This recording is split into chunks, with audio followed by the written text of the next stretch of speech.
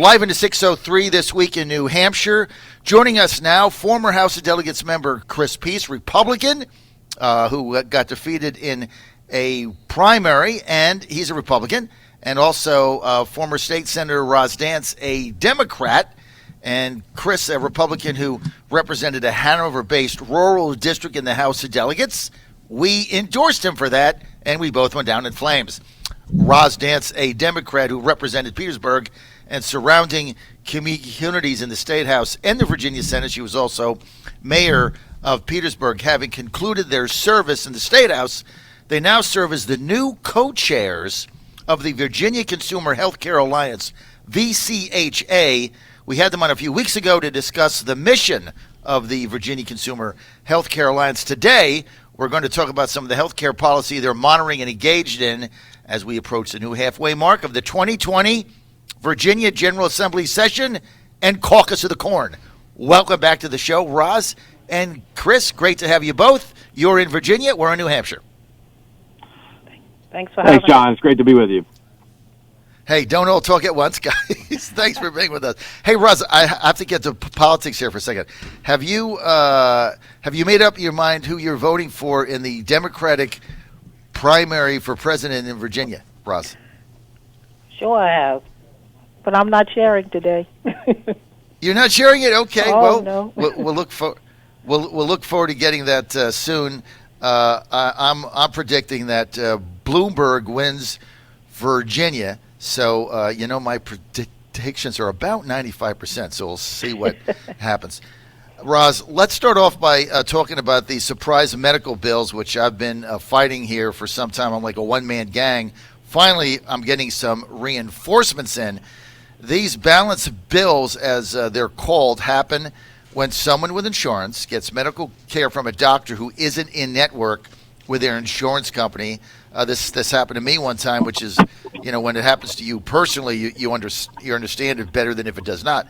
Then the insurance company basically says it's not going to cover the bill, which leaves the patient on the hook for the balance.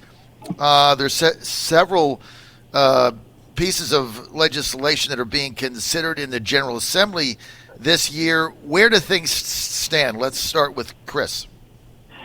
Well, thanks for having us again.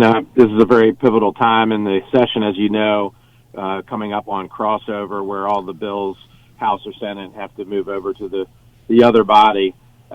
Surprise medical bills happen when big insurance companies don't hold up their end of the bargain after the patient and their employer, having already paid a monthly premium for coverage and out-of-pocket deductible costs for care. This happens. It tends to be associated mostly in the emergency setting, emergency medical care when a patient, think about it, it's your mom, it's your dad, it's your loved ones, your son or daughter is in distress, and their only concern is to receive important and emergent medical attention. And that medical care is often life-saving, depending on the circumstance. This session, we've seen a couple different approaches. Roz and I are not advocating for any particular legislation, but just the type of policy that we're interested in. The legislation would be pro-patient. We want legislation that is pro-patient. Virginia deserves pro-patient legislation, not pro-insurance legislation. And pro-patient legislation is what's the common sense solution. And so we're hopeful that the members of the General Assembly will find their way to yes on pro-patient legislation. Okay, so give me some specifics here. Like who are your advocates in the General Assembly on the House side for this? A good question, John. This is Rosalind. Hey, Roz. Hi there. Last year the pro-patient bills was bipartisan, and both Republicans and in the House and Senate had sponsors. This year, it's being sponsored by Democrats, and the bill would actually protect patients by prohibiting, that balance billing. We call it surprise. Right. In emergency situations, and remove them from being caught in the middle of payment disputes. At the point of a medical emergency, the patient or family members need not be in position of wasting life-threatening time wherein whether or not the hospital that's closest to them or the one that's furthest away is the one that their insurance will cover the cost of their care. So we're looking favorably, of course, at that type of bill. The bill will take that worry away from the patient and put it where it should be, requiring insurers to deal directly with healthcare providers in those situations. Yeah, because Roz, look, the patient doesn't want to be, Roz Nance, in the middle of a negotiation. Like when I got my surprise bill, I'm the one that's on the phone, my wife and I, calling the insurance, calling the doctor, calling the hospital. I don't want to be in the middle of that. I mean, I'm already buying insurance, right? I'm paying for it. So the patient doesn't want to be in the middle of that. So you got two things going on. One is pro-patient, one is pro-big insurance. Plain and simple, I'm going to call it what it is. It's pro-big insurance, protecting insurance companies. Chris, delineate for us the difference between these two approaches. Sure. Well, under pro-patient legislation, the insurance company can't decide after the fact that a person's medical crisis wasn't all that serious and then decide not to pay for coverage. I mean, to me, that is the ultimate switcheroo, and that's something we want to make sure that any legislation would be pro-patient in that regard. The other approach proposes letting insurers in those emergency out-of-network situations set the reimbursement rate at an amount below the actual cost of care, and that would also remove patients from the equation. So we want a pro-patient, patient-centric approach because the pro-insurance approach poses serious risk to access to care for everybody. If that becomes the norm, we'd see healthcare providers forced to accept below market rates to be in a network with the big insurance companies, including one in Virginia that controls 40% of the health insurance market and has covered more than 700,000 lives in Virginia. I'm sure you know which one that is. Right. That's problematic, John, because we see how that plays out when big insurance companies get more power. That is not pro-patient. That is pro. Yeah, it's not good. Big insurance. Yeah, it's just not good. So let's go back to the Senate, right? So what I'm trying to get to here is there a bill that is being formulated in the Senate that we can say, hey, okay, here's the bill that is going to do what we want, be pro-patient, so that we're not screwed by big insurance? I mean, is there an actual bill that you're backing, or one that's coming into fruition? Roz Nance. Actually, we're not singling in and identifying the particular bills. We're just saying that there is pro-patient legislation that's coming out of the Senate. It is coming from the Democratic side, whereas last year we had both sides, but it's still a bipartisan bill that addressed the issue, we think, soundly for balanced billing and taking away the surprise for our consumers. And actually, I'm like you, John. I've been in that system myself. It was actually election day 2 years ago when I found myself, instead of voting, I got to vote, but then I ended up, out of network area, and I did get a surprise bill. So like you, I'm really focusing in, not identifying the bill, because again, as we go down the road, bills change, and it might be an amended version. The governor might bring down something, but ultimately the mission is the same, and that is that hopefully this year we will be finding a better way to address the surprise billing and putting it. All right, so what you guys are doing is basically advocating for legislation to get rid of surprise billing, make it pro-patient, not pro-big insurance, which is basically screw the patient. I hate to be blunt, but that's kind of the way it works, guys. And that's what these are. Exactly. So there's no specific bill, but you're as the legislation goes through the sausage-making process, you want to be sure that we come out of this with something that is going to stop these surprise bills in Virginia. Now, is this a Virginia issue? Is this a federal issue? Because you've also got members of Congress that are putting in measures in order to stop surprise billing.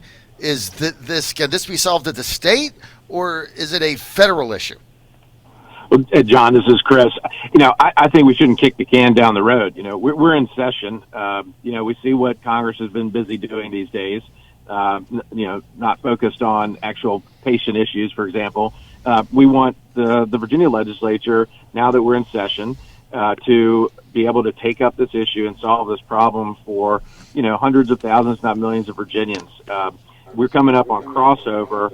There'll be meetings on Sunday that I'm aware of that may be taking up multiple bills, both the pro-patient and the pro-big insurance bills. So I would encourage people who are your listeners to go to the Virginia Consumer Healthcare Alliance website and get information about both versions of these important policies, the pro-patient that we're advocating for, and the consequences of the legislature dropping the ball on protecting patients. And John, I think last time I gave the website, it was virginiaconsumerhealthcare.org. That's Virginia spelled out, consumerhealthcare.org. And we encourage people to join our cause. We're growing members. We're growing an audience. This is a grassroots initiative with people from all over the Commonwealth that are concerned about their moms and dads, their daughters and sons, and their loved ones when they're in an emergency situation where they need care and they don't want to get stuck with a big bill after the fact that they weren't aware. Some people would say this is a quintessential consumer protection issue.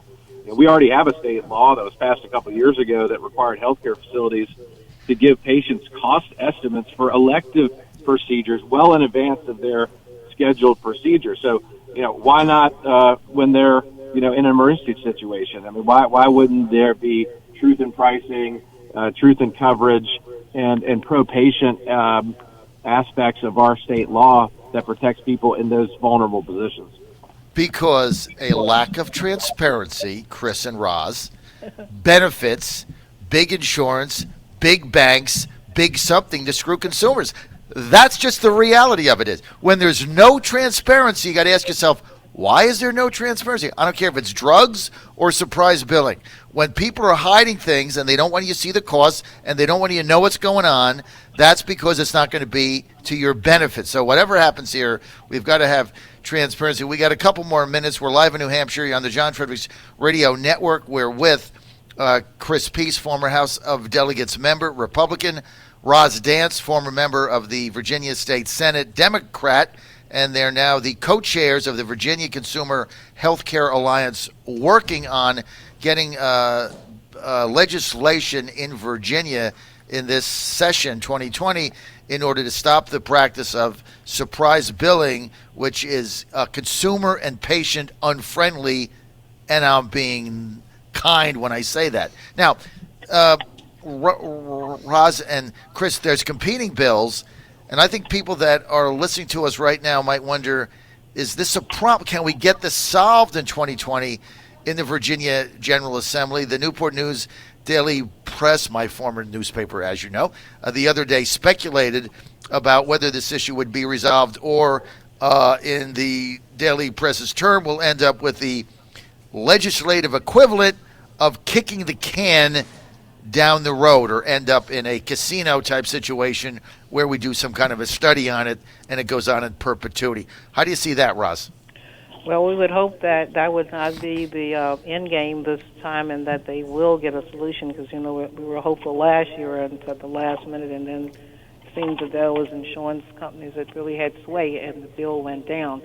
This time we are hoping that there is enough force behind it that we won't end up with just resulting to a study, because that says we've now prolonged it for another year when we know we're there. It would be great that Virginia is on top of this, and it's something we're not asking, like as we said, we have to prioritize what our issues are. And this one is very important to Virginians, that they're paying their co-pays and whatever they're expected to pay to their insurance companies, and then they find themselves in an added bill that is just, in most cases, it's like it's not within the budget. You don't expect emergencies to be in the budget, but this has taken it much further down than we should.